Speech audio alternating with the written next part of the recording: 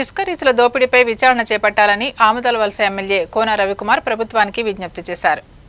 మాజీ ముఖ్యమంత్రి జగన్మోహన్ రెడ్డి ఇసుక రీచుల నుంచి కోట్లాది రూపాయలు దోపిడీ చేశారని, ఇది సాక్షాత్తు గ్రీన్ ట్రిబ్యునల్ చెప్పిందని, తక్షణమే జగన్ దోపిడీలపై విచారణ చేపట్టాలని ఆముదాలవలస ఎమ్మెల్యే కోన రవికుమార్ ప్రభుత్వాన్ని కోరారు.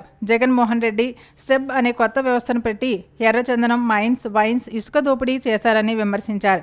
వైసీపీ ప్రభుత్వం వాలంటీర్ల ద్వారా తొలి రోజున 88% పింఛన్లు పంపిణీ చేస్తే, కూటమి ప్రభుత్వం సచివాలయ ఉద్యోగుల ద్వారా 99% లబ్ధిదారులకు అందించినట్లు తెలిపారు.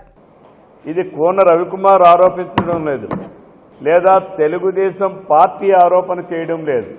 సాక్షాత్తు నేషనల్ గ్రీన్ ట్రిబ్యునల్ ఈ భారతదేశంలో ఏదైతే పర్యావరణ పరిరక్షణ కోసం ఏర్పాటు చేసినటువంటి నేషనల్ గ్రీన్ ట్రిబ్యునల్ ఉందో, నేషనల్ గ్రీన్ ట్రిబ్యునల్ ఇచ్చినటువంటి ఆదేశాలు, ఉత్తర్వుల ప్రకారం ఆంధ్రప్రదేశ్ రాష్ట్రంలో 540 రీచ్లుంటే, ఇసుక రీచ్లుంటే 540 ఇసుక రీచుల నుంచి కూడా కొన్ని లక్షల టన్నుల ఇసుకని దోచుకున్నారు. వాటి విలువ 1,80,000 కోట్ల రూపాయలని చెప్పి నేషనల్ గ్రీన్ ట్రిబ్యునల్ ఆదేశాలు ఇచ్చింది.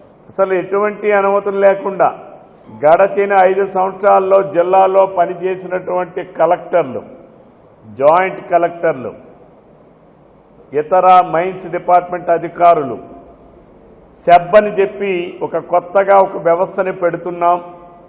Enforcement bureau, state enforcement bureau ఎస్ఈబిని పెడుతున్నాం.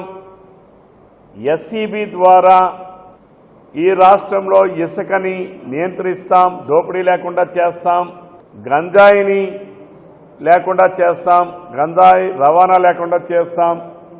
అలానే ఏదైతే ఎర్రచందనం ఉందో, ఎర్రచందనం ఉన్న ప్రాంతాల్లో ఎర్రచందనం స్మగ్లింగ్ అరికడతాం, జోదాల్ని అరికడతాం అని ప్రగల్భాలు పలికినటువంటి జగన్మోహన్ రెడ్డి ఎస్ఈబి అనే సంస్థను అడ్డం పెట్టుకొని యథేచ్ఛగా ఎర్రచందనం స్మగ్లింగ్ చేశారు, మైన్స్ దోపిడీ చేశారు, వైన్ దోపిడీ చేశారు, శాండ్ దోపిడీ చేశారు. ఇంకా మిగిలిన డిపార్ట్మెంట్లు ఏవి అన్నిటినీ కూడా సైలెంట్ చేసి, పోలీస్ డిపార్ట్మెంట్ వారు మైన్స్ కోసం మాట్లాడడానికి వీల్లేదు, శాండ్ కోసం మాట్లాడడానికి వీల్లేదు.